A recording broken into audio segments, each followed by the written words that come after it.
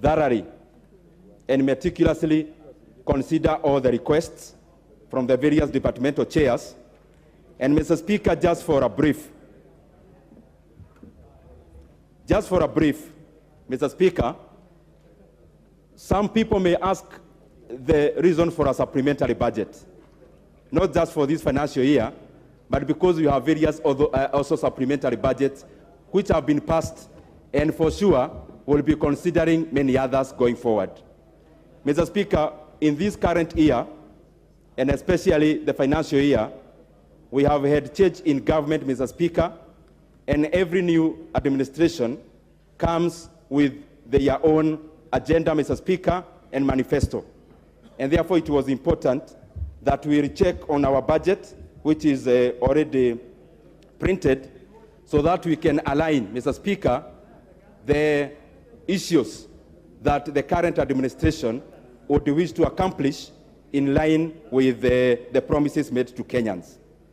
Mr. Speaker, when we talk about money, when we talk about budgeting, fortunately or unfortunately, the focus is usually on the expenditure side.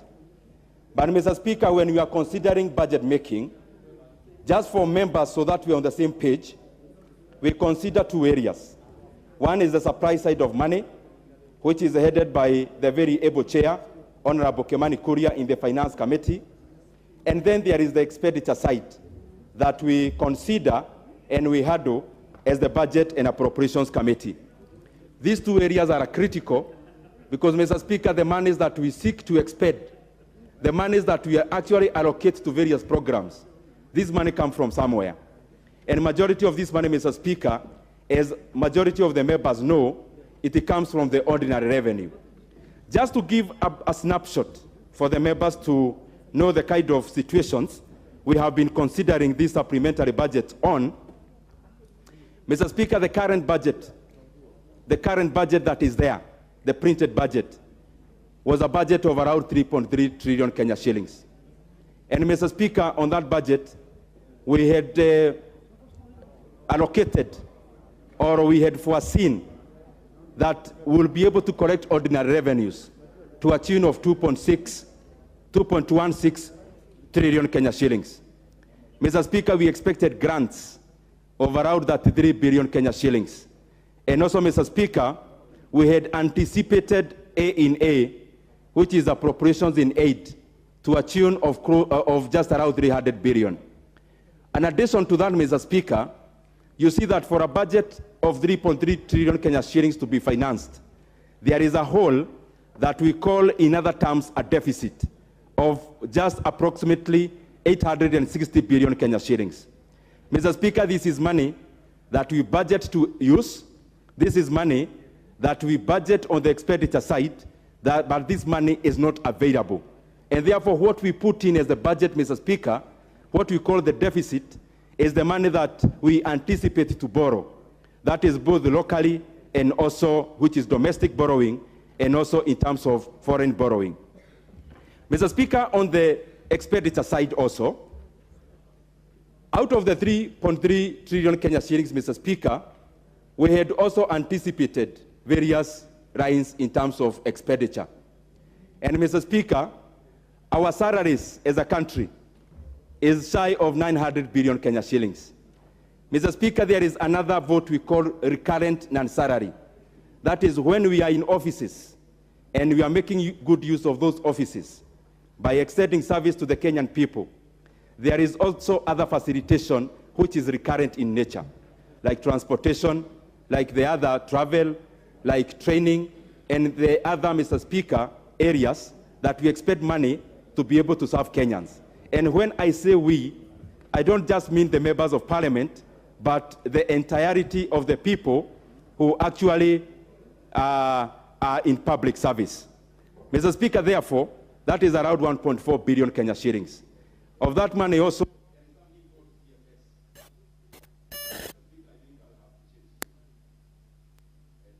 for proper delivery. Or members, you are fine with us here? You can go to the dispatch box.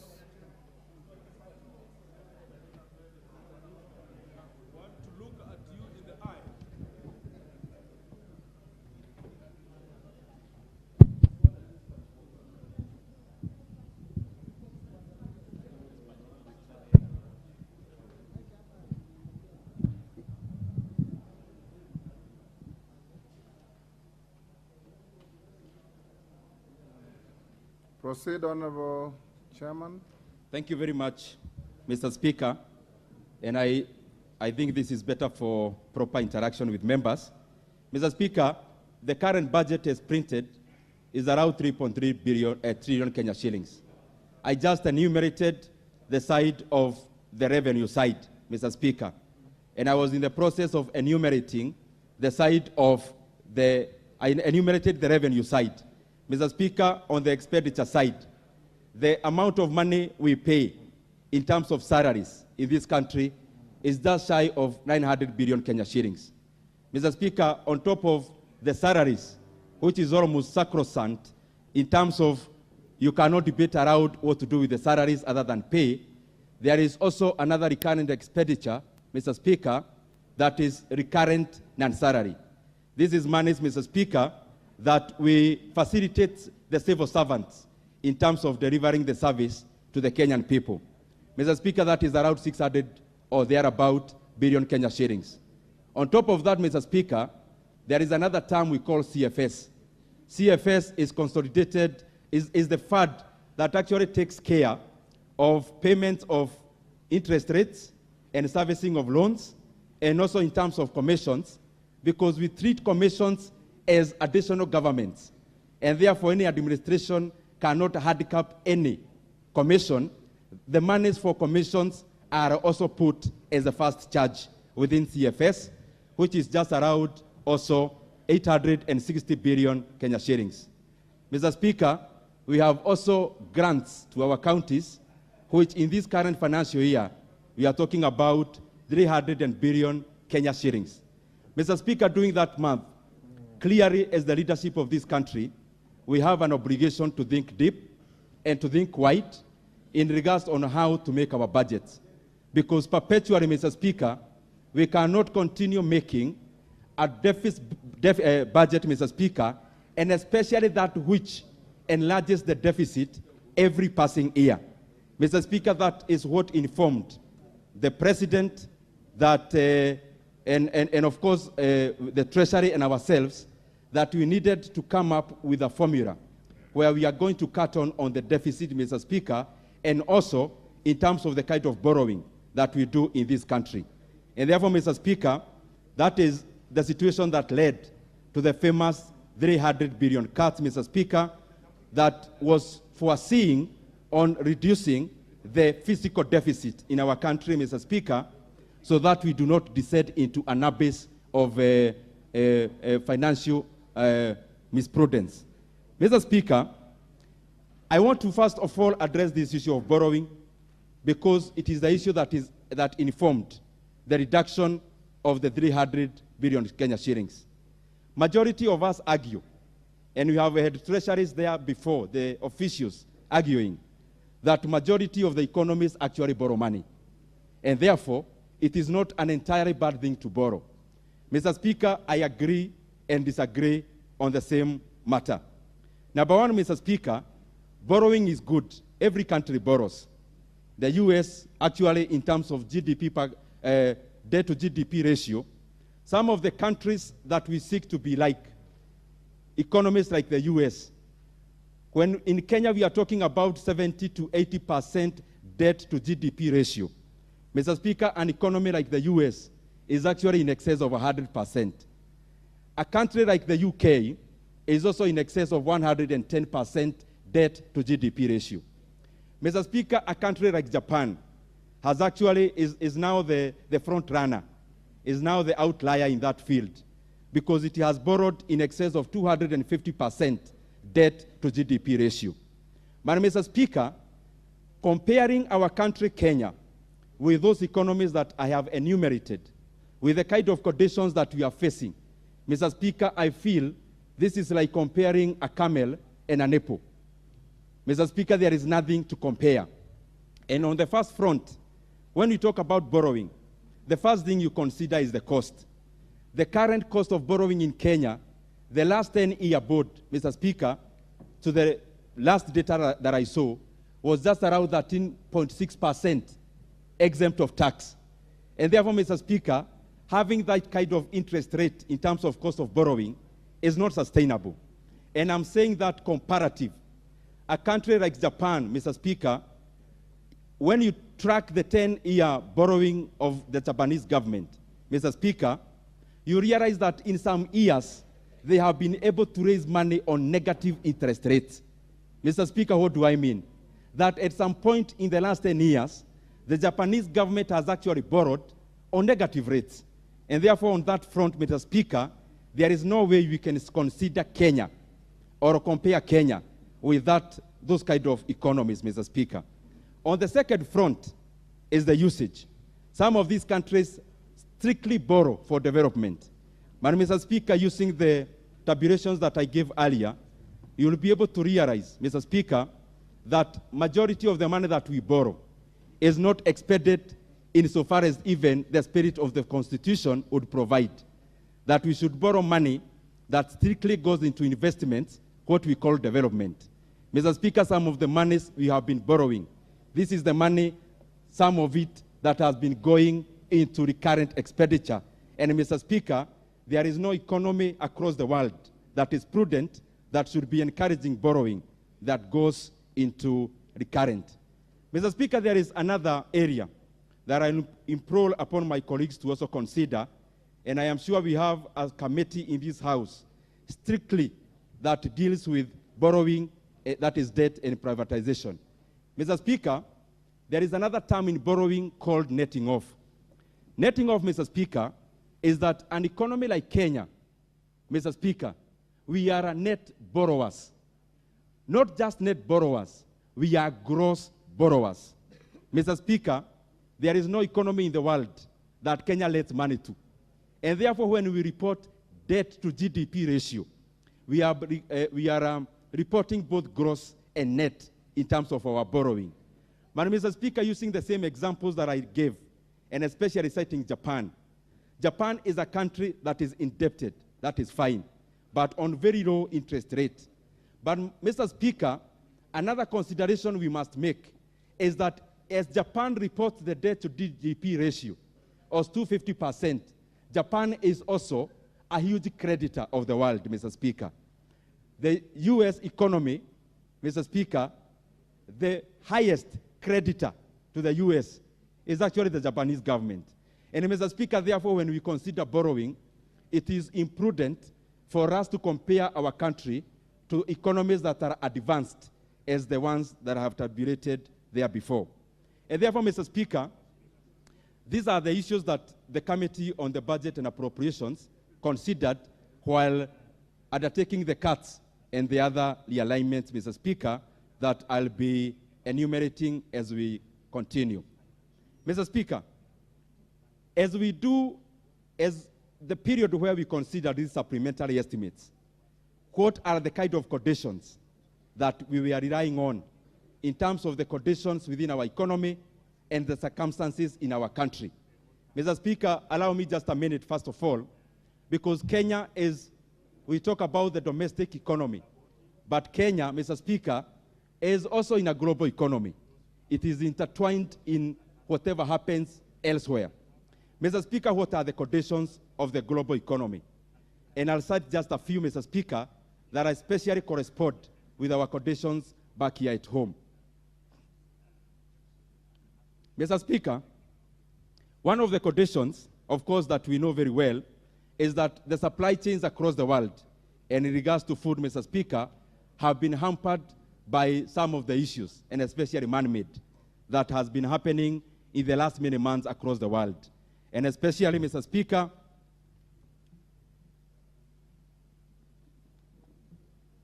thank you very much. Mr. Speaker, one of the conditions is the war that is ongoing in Europe, Mr. Speaker, and therefore, for us to understand even how this is affecting even our plate, or the plate of the Kenyan people. Number one, Mr. Speaker, previous to the war, Ukraine and Russia accounted for around 30% of the world's corn export. Mr. Speaker, both countries accounted for 20 to 30% of the world's wheat export. Mr. Speaker, there is another mind-boggling figure that both countries, Mr. Speaker, before the war, they accounted for over 70% of sunflower oil, Mr. Speaker, and sunflower food exports across the world. Mr. Speaker, when you disrupt that kind of supply chain, it boomerangs even to our economy like Kenya. And some of the conditions that you are facing, Mr. Speaker, are premised on those kind of conditions. Mr. Speaker, an economy like the US, because there has been a situation of global inflation, which has hit, yes, Kenya, but it has hit also other global economies. After the COVID checks that were given by the US government, Mr. Speaker, that increased the amount of money available, disposable income, to the citizens of the US. Mr. Speaker, that created a room of inflation when the same people, Mr. Speaker, demanded for the same commodities, and therefore, Mr. Speaker, driving the price upwards. What the Fed did, Mr. Speaker, to arrest that, and Fed is our equivalent of central bank. What the Fed did, Mr. Speaker, is that for the last 1 year to date, the Fed has had to raise interest rates 7 unprecedented times, Mr. Speaker. When you raise interest rates in terms of Fed raising interest rates, Mr. Speaker, to arrest the issue of inflation, that also cuts the other way, because every action economically is a double-edged sword, Mr. Speaker. As they tried to arrest inflation using the rise in terms of interest rates, Mr. Speaker, this also had another ramification to other smaller economies like ours, because majority of the investors, majority of the people who invest, even in a country like ours, found US in terms of the fixed investments being more preferred than countries like ours, Mr. Speaker, given investments in the US, Mr. Speaker, is dollar denominated, and therefore whatever you gain has no net off in terms of currency devaluation. Mr. Speaker, therefore, that is why we are seeing even our own Nairobi Securities Exchange performing poorly, because some of the counters like Safaricom, which ordinarily are driven by foreigners, foreign investors, they now have better options, Mr. Speaker, and especially by investing in fixed investments in areas like the US. And Mr. Speaker, also, we have seen the devaluation of our local currency, but Mr. Speaker, without justifying, this is not just happening to Kenya shilling. Every other currency across the world has weakened against the dollar, including the euro, including the pound, Mr. Speaker, because of the reason that I gave earlier, that then the majority of investors are trooping in the US, Mr. Speaker, where there are better rates in terms of fixed income, and therefore they consider that because there is no issue of currency change. Mr. Speaker, I now wish to go to the specifics. On the specifics, Mr. Speaker, as we consider these supplementary estimates, we are considering one animal called Article 223. Mr. Speaker, Article 223 permits the Treasury to expend money to a tune of 10%, Mr. Speaker, and therefore, afterwards, they regularize through bringing those expenditures to Parliament. Mr. Speaker, what we have seen as the Budget and Appropriations Committee, and I am also sure that the other departmental committees also are aware of this issue, is that, Mr. Speaker, we need more stringent regulations around Article 223. Because, Mr. Speaker, the spirit of Article 223 is issues that are unforeseen, issues that are not priorly budgeted in terms of enough budget. And therefore, Mr. Speaker, also, the same Article 223 disqualifies new projects. But what we have seen in the past, Mr. Speaker, is that there has been blatant abuse of Article 223. And I suppose, and we made this recommendation, Mr. Speaker, to this House, that we tighten Article 223, that Article 223 should only come in to save the country during a rainy day. And therefore, Mr. Speaker, we will be recommending to this House various recommendations.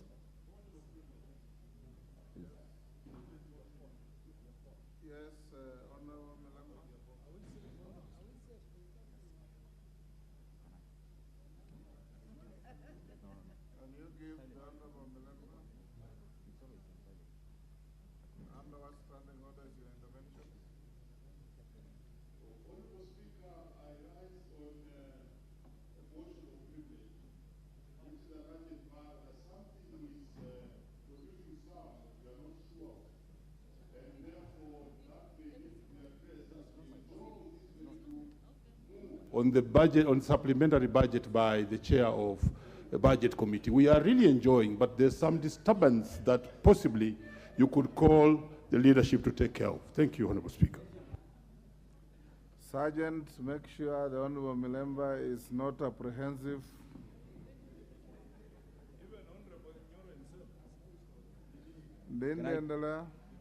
Thank you very much, Mr. Speaker.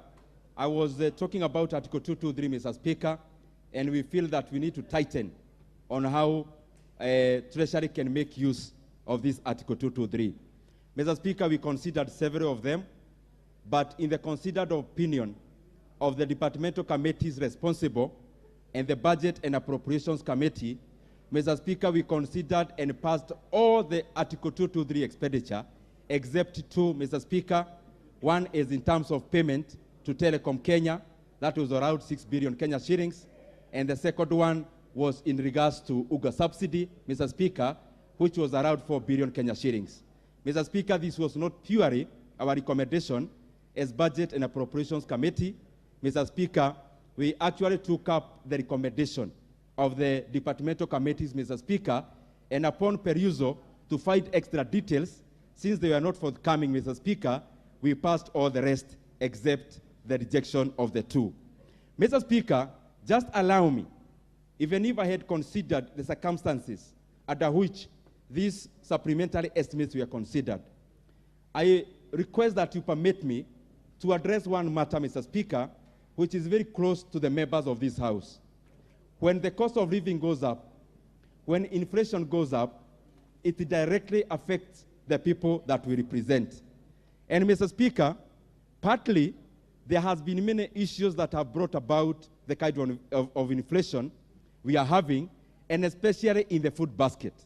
Mr. Speaker, I earlier talked about the supply chain disruptions in regards to the Ukraine and Europe issues that are happening there. But also, Mr. Speaker, our country is going through a very serious drought, Mr. Speaker, that, Mr. Speaker, we have not seen for the last 40 years. But allow me, Mr. Speaker, in a minute, for the benefit of all of us, to demonstrate, Mr. Speaker, as we consider inflation from where we sit, what we see. And Mr. Speaker, I gave this analogy in Mombasa when during our induction. Mr. Speaker, inflation is caused by two things. Number one is the monetary side, the monetary propelled inflation. And there is the physical propelled inflation. Mr. Speaker, the monetary side of inflation is the one that is caused when there is a lot of money in circulation. And just to demonstrate, Mr. Speaker, if you have a kiosk in a place maybe here in the CBD, and this kiosk sells UGA, Mr. Speaker, inflation can come in when the same people who go to this kiosk have much more money and therefore go to the same shop to demand more UGA. Therefore, consequently, Mr. Speaker, the owner of the kiosk takes up the price of UGA because they are there to make money. So they increase their margin. That is monetary propelled inflation. Mr. Speaker, there is the other one that is physical. And this one, Mr. Speaker, is more or less the issue of supply chain. Mr. Speaker, the same kiosk could be there, but the same customers are there. But Mr. Speaker, in a kiosk that sells maybe 20 bales of UGA per day, the lorry that brings the same UGA to the kiosk probably develops issues, and therefore supplies are not brought to the kiosk. And therefore the kiosk that usually have a stock of 20 bales, maybe they have 5, but the same customers remain. And therefore, because of the mismatch between demand and supply, Mr. Speaker, therefore, also the owner of the shop increases the price. Mr. Speaker, the kind of inflation we are having in this country is both-sided. But I feel, and that is what we considered as the Budget and Appropriations Committee, as the CPC considered the monetary side of inflation, it is the obligation of this House, as we make the budget, to be able to address the physical side of inflation, and that is what precisely we have done through these supplementary estimates. Mr. Speaker, we have provisioned enough money and enough resources for subsidized fertilizer and for subsidized inputs. Because, Mr. Speaker, we feel, as this House, and especially Budget Committee representing this House, that we need to increase the supplies, the kind of food supplies that we grow. And the best way to do that, Mr. Speaker, is not to come at the tail end and subsidize consumption.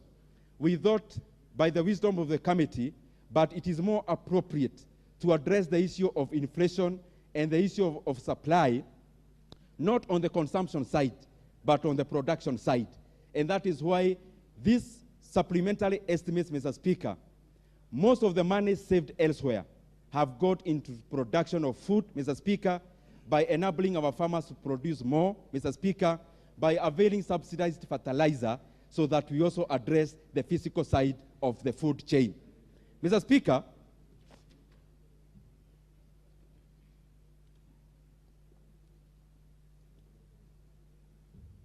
I now want to go to specific areas that we considered.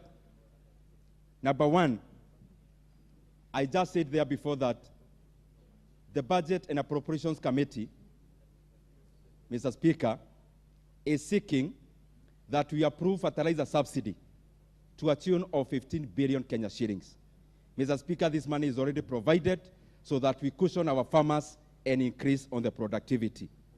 Number two, Mr. Speaker, most of which was on 223, we have also provisioned money for the fuel subsidy. Yes, we are aware that the subsidies are no longer continuing, but, Mr. Speaker, there are previous obligations in regards to the fuel subsidy. And therefore, Mr. Speaker, a government that is responsible is a government that pays bills. And therefore, we provision that money so that we pay the people who actually were involved in that fuel subsidy. Mr. Speaker, the issue of pending bills is a monumental matter. Mr. Speaker, on roads alone, the pending bills in this country is crossing the mark of 150 billion. And when I talk about pending bills, I do not want to confuse members who may be referencing on the commitments. When we talk about pending bills, these are already certified works. The commitment within the road sector alone, Mr. Speaker, is going to 1 trillion Kenya shillings because it's 930 billion Kenya shillings. And therefore, Mr. Speaker, we tried as much as possible to be able to address pending bills, but also in our recommendation, we are seeking that this House tightens the noose around pending bills. Because, Mr. Speaker, we have seen irresponsibility, especially in how we expend government money when we are coming to the close of the financial year. We cannot continue singing this song of pending bills forever. Mr. Speaker, beyond what we did as the Budget Committee, we will be making recommendations on how not to perpetuate the same. Mr. Speaker, on the same issue of pending bills in regards to roads, there is a fund called annuity fund, Mr. Speaker, and we are requesting that this House passes that the ministry responsible has access to these monies at the annuity fund, which is an A in A within the department, Mr. Speaker, so that the 12 billion in there can be used into settling some of the pending bills, so that the contractors can go back to site and the roads in our constituencies, Mr. Speaker, can get reprieve. Mr. Speaker, on the same matter, you realize that after the rationalization of the budget, Mr. Speaker, the Treasury had slashed substantially the budget of the roads department that percolates to the various agencies. Mr. Speaker, we are seeking that this House also approves what we saw as the right thing to do, that we have reinstated back 10 billion Kenya shillings, Mr. Speaker, that will go purposely into the payments of pending bills of the ongoing roads projects. And therefore, Mr. Speaker, we have been able to provision, through the supplementary estimates, an additional 22 billion Kenya shillings that will go into making sure that the contractors go back to site. Mr. Speaker, I want also to address one matter that is very dear to the hearts of the many members here. Members, you remember in the last financial year, some of the monies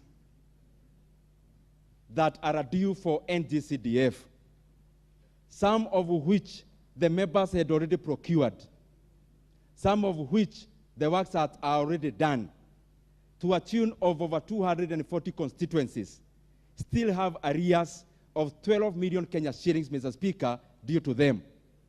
Mr. Speaker, through these supplementary estimates, we have provisioned 2.9 billion Kenya shillings so that constituencies can get the 12 million arrears across all of them that they are owed.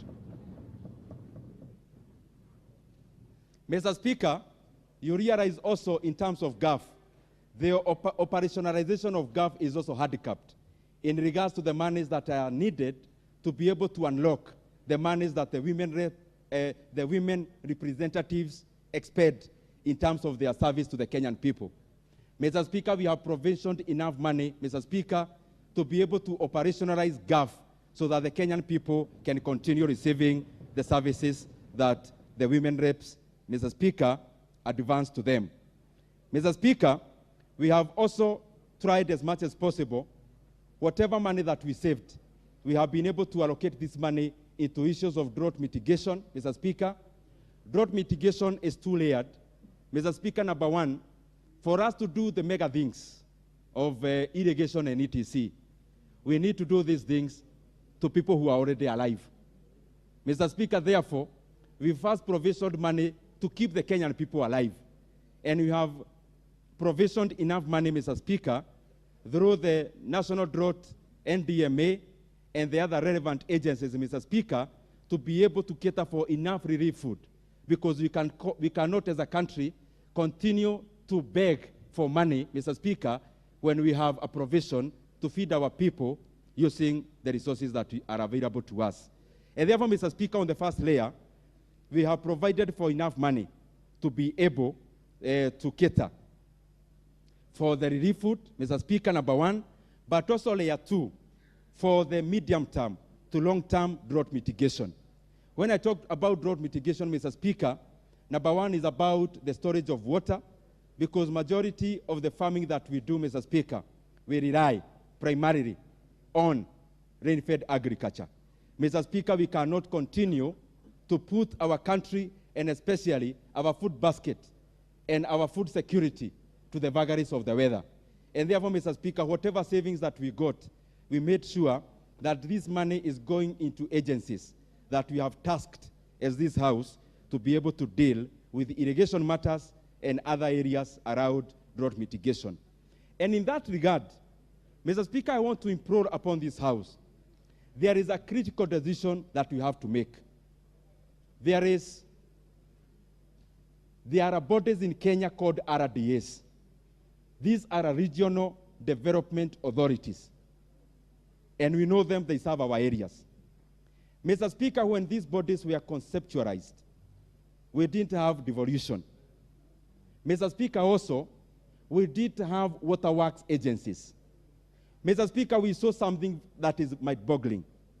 Some of these RDAs, regional development authorities, like the Lake Basin, like Tarda, like those are the kind of institutions I'm talking about. Like Ewasonyiro, there is a development body over there. Mr. Speaker, you find an agency with recurrent expenditure of 240 million, but their development expenditure is only 20 million a year. Mr. Speaker, we cannot continue to make these kind of mistakes in regards to making our budget. We have to make a radical decision as a country that we cannot continue having institutions gobbling 300 million in terms of annual recurrent expenditure, and then this House appropriates or gives them 20 million for development. Mr. Speaker, we need to ask hard questions.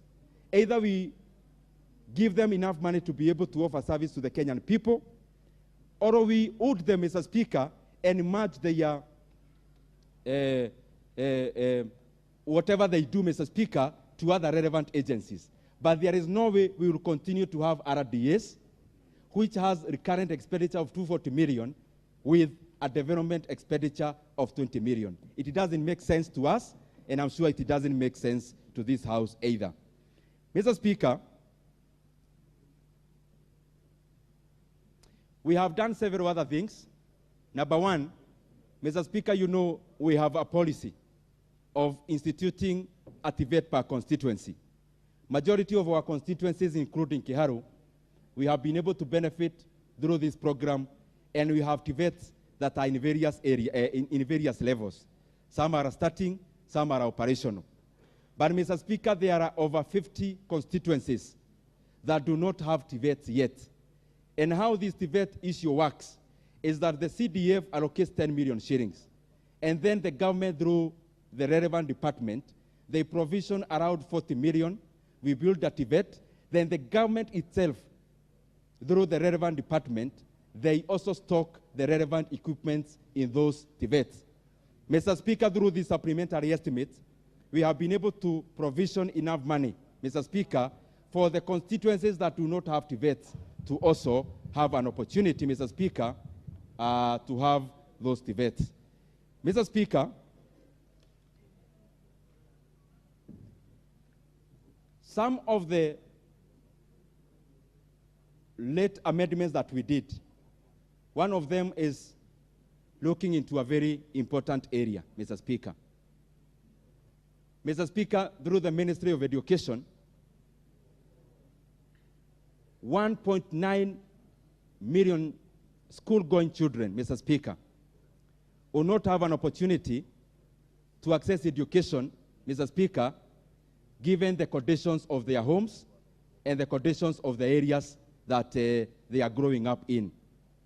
And therefore, Mr. Speaker, there is a project through the Ministry of Education that provisions lunch to over 1.9 million school-going primary children, Mr. Speaker, some of who are in ASAL areas.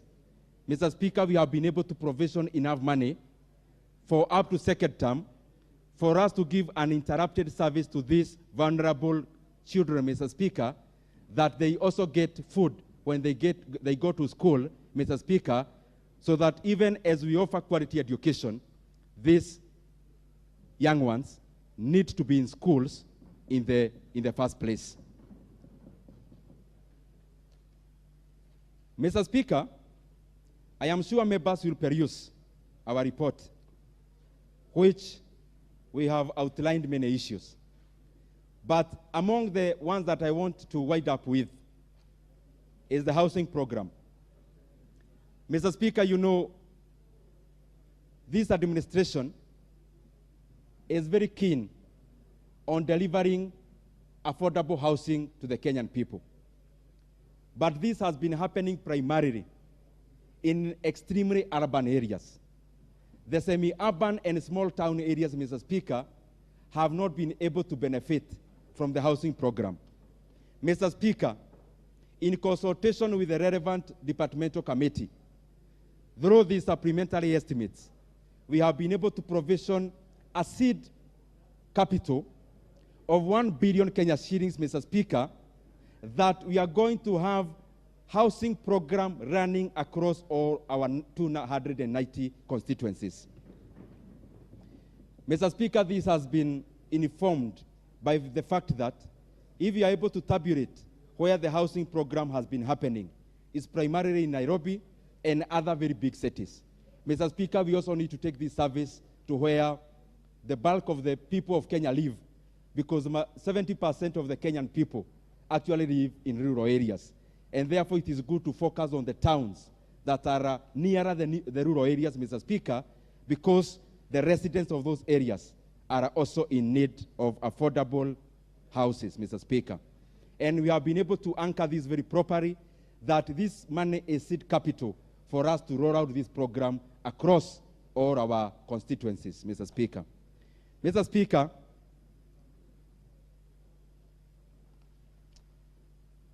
there is much that we can say, but I do not wish to consume all the time there is, so that we can also have other members contribute to this very important motion. And therefore, Mr. Speaker, I suppose, because the report is available, Members will go through the recommendations. I have not belabored by going through all of them. They are there. I have not belabored by going through the observations, Mr. Speaker, because of the fact that members already have this report, and I am sure they are already interacting with it. Mr. Speaker, some may question, for example, why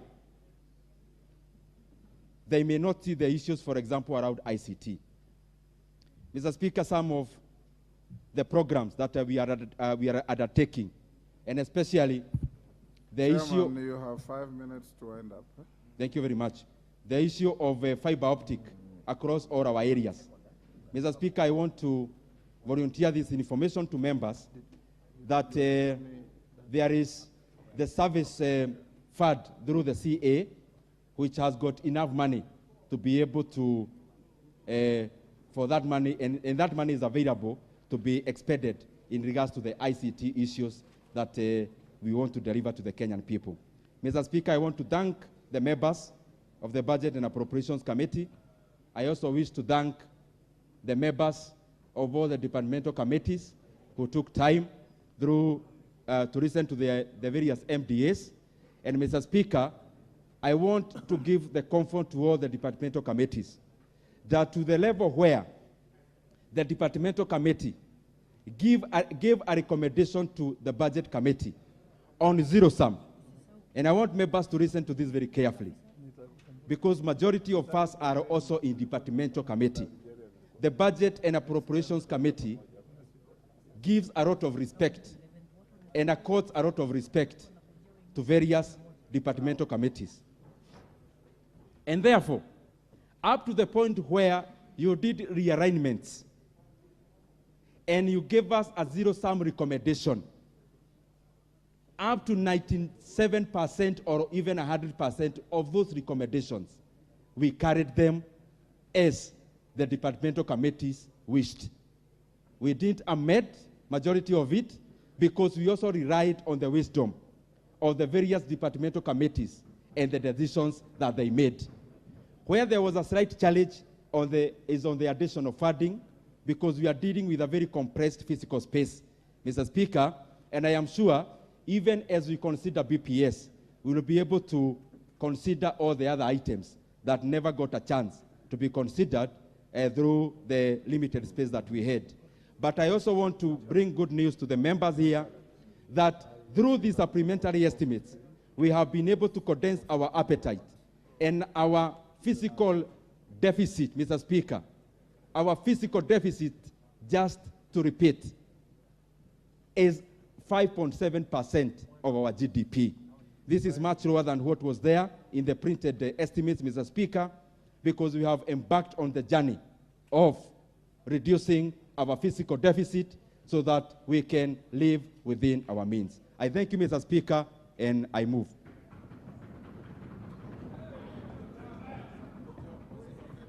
Who is seconding you? Mr. Speaker, I'll call upon the Vice Chair of the Budget and Appropriations Committee, Honorable Mary Emase, to second. Honorable Emase, before you second, allow me to acknowledge in the Speaker's gallery the presence of Kangema High School from Kangema, Muranga. On your behalf and on my own behalf, I welcome the school to the House of Parliament. Mary Emase.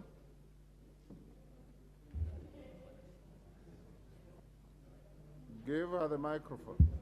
There you are. Thank you, Mr. Speaker, for the opportunity. From the onset, I want to support the report of the Budget and Appropriations Committee. Mr. Speaker, the supplementary budget is anchored on Article 223.